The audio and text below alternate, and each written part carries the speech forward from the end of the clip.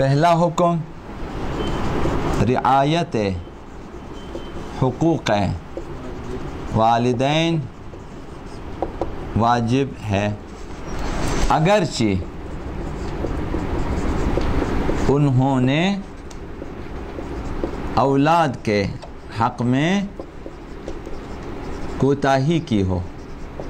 یہ حکم فقہی ہے، اخلاقی نہیں ہے، حکم فقہی ہے، احکام شرعیہ ہے والدین کے بارے میں۔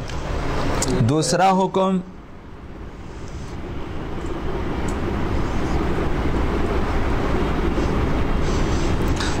حکم یہ ہے کہ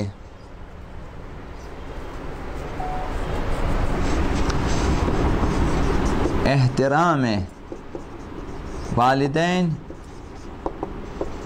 واجب ہے، احترام والدین واجب، والدین کا احترام کرنا واجب ہے۔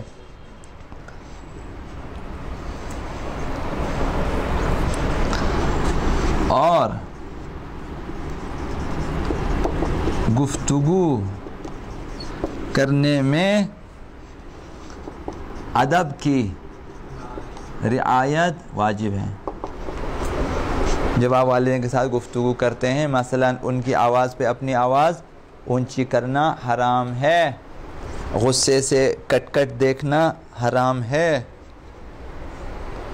غصے کی نظر سے دیکھنا حرام ہے، اپنی آواز دھیمی رکھیں، احترام الفاظ جو آپ استعمال کرتے ہیں وہ ادب کے زمرے میں ہو، بے ادبی والے الفاظ کلمات استعمال نہ کریں، حرام ہے۔ اولاد پر واجب ہے کہ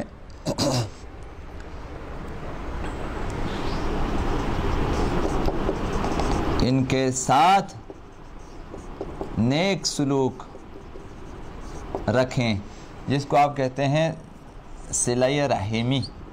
یہ صلہ رحمی واجب ہے، اولاد پہ واجب ہے کہ ان کے ساتھ نیک رفتار رکھیں۔ صلہ رحمی یعنی اچھے تعلقات رکھنا ان کے ساتھ، اچھے تعلقات، روابط رکھنا ان کے ساتھ، روابط رکھنا، اچھے رابطے رکھنا، سلام دعا، اچھے روابط، سلام و دعا، اور اس میں کیا ہے؟ ملاقات اور احوال پرسی اور تیمارداری وغیرہ اور بھی چیزیں ہیں والدین کے سلسلے میں۔ اگر والدین کے لیے شادی ضروری ہو، یا والد ہیں مثلا ان کی بیوی مثلا فوت ہو چکی ہے، شادی کی ضرورت ہے، اولاد اس قابل ہیں کہ ان کی شادی کرا سکتی ہیں، تو اولاد پہ واجب ہے کہ ان کے لیے شادی کا بندوبست کریں۔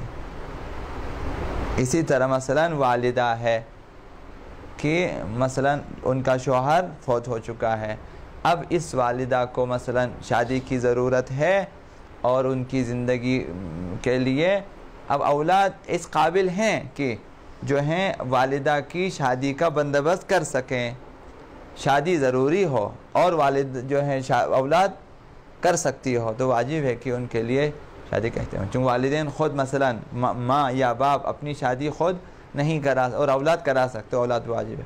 باہر اس طرح کے اور بھی احکامات ہیں، فی الحال یہ ہماری ضرورت کی حد تک۔ چوتھا مسئلہ عرض کروں گا آپ کی خدمت میں، نمبر 4،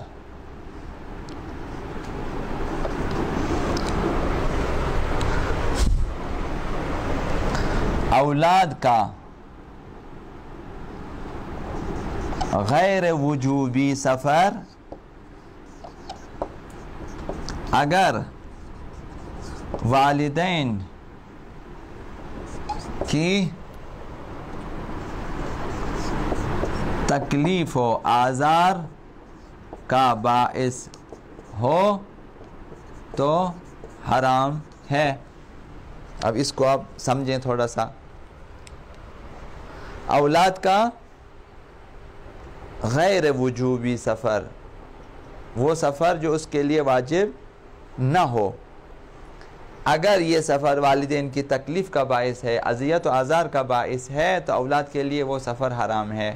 کہ مثلاً آپ یہاں سے جانا چاہتے ہیں بائی شپ،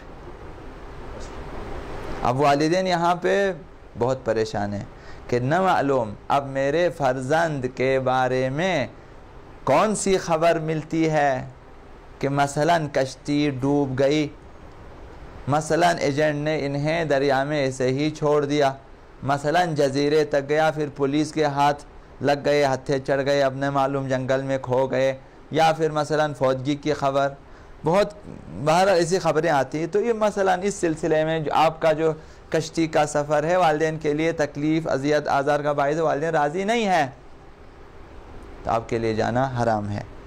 وجوبی سفر میں والدین کی اجازت قطعاً نہیں چاہیے. آپ حج آپ کے اوپر واجب ہے اور آپ جانا چاہتے، والدین کہا کہ نہیں ہماری تو اجازت نہیں ہے، ضرورت نہیں. بولا علم کے لیے بھی یہی ہے، جس قدر علم واجب ہے والدین کی اجازت نہیں چاہیے. اب باقی جتنے مستحبی علوم ہیں مثلا لازمی نہیں ہیں، تو ان کے لیے والدین کو راضی کر کے جائیں. وہ انسان خود تشخیص دے سکتا ہے، مثلا میں نہیں بیان کروں، مثلا آپ بیان کریں گے. کسی کے لیے کوئی علم واجب، مثلا احکام شرعیہ سیکھنے کے لیے والدین کی اجازت قطعا نہیں چاہیے، مثلا دین سیکھنے کے لیے جو کہ واجب ہیں. اسی طرح سے معاشرے میں آپ کے مثلا ڈاکٹر بننے کی ضرورت ہے اور آپ نے احساس کیا کہ میرے لیے واجب ہے کہ میں مثلا اس معاشرے میں چونکہ ڈاکٹر نہیں، میں ڈاکٹر بننا چاہتا ہوں، وہ جب وجوب واجب ہو جائے آپ کے لیے تو ان میں والدین کی اجازت نہیں چاہیے. پانچواں مسئلہ جو ہے والدین کے لیے تحفہ ہدیہ وغیرہ دینا مستحب ہے. والدین کے لیے تحفے دیا کریں، مستحب ہے. والدین کے لیے دعا کرنا